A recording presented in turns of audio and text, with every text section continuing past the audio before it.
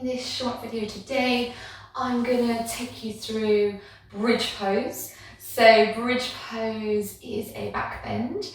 Back bends are great for giving you energy, really invigorating.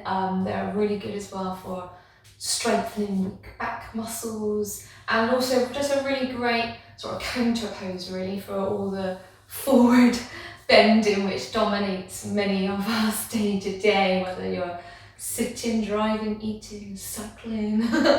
So again, really good to do, really good to practice. So there are some different variations. What I'm going to do is talk you through, again, a few different variations, starting with the kind of basic first.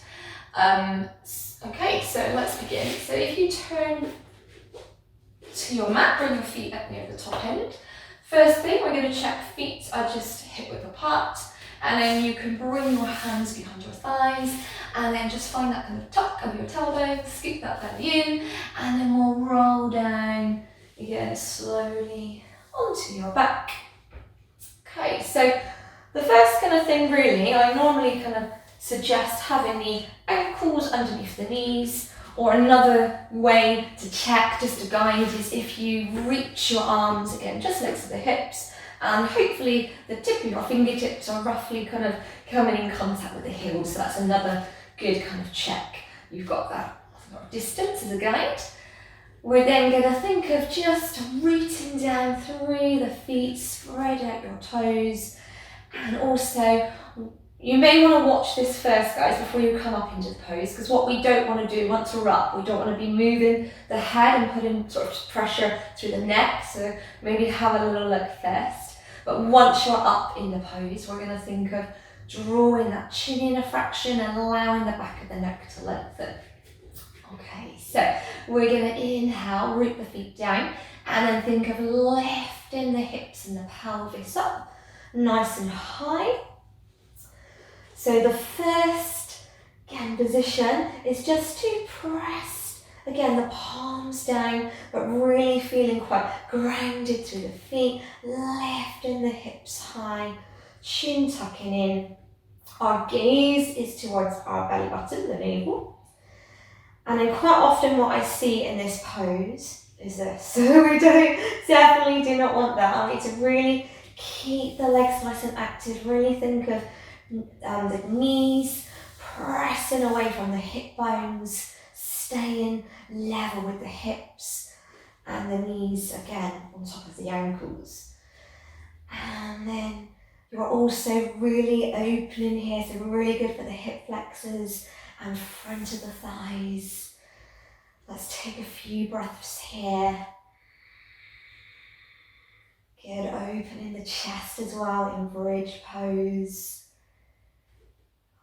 If you struggle with this pose, then what you can also do, so let's slowly just release down. So on an exhale, think of rolling out every vertebra. So it really should feel good, a nice little massage through the spine. Okay, and then just hug the knees, just take a little rock side to side.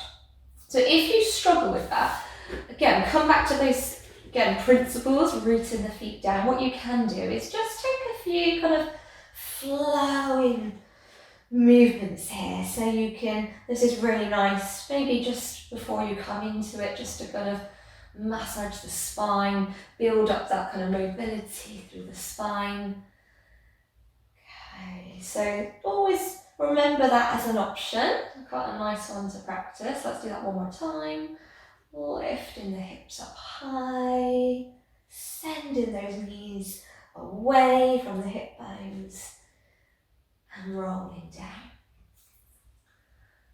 Okay, so that's like a flowing bridge, but the full pose in time, we hold it up. Again, aim for kind of like 5 to 10 breaths, so that's your first variation. Next level, just resetting. Okay, so rooting those feet down, nice and broad and open through the chest, neck long. Let's inhale, lift the hips up. And as you practice this pose, as you get more kind of height, what we can do, once we feel again, we can sort of lift up and keep that good alignment. We can then walk the shoulders underneath. interlace the fingers, and then quite firmly pressing the arms into the mat, and that should give you a little bit more height as we keep lifting the hips. Again, take some nice deep breaths here.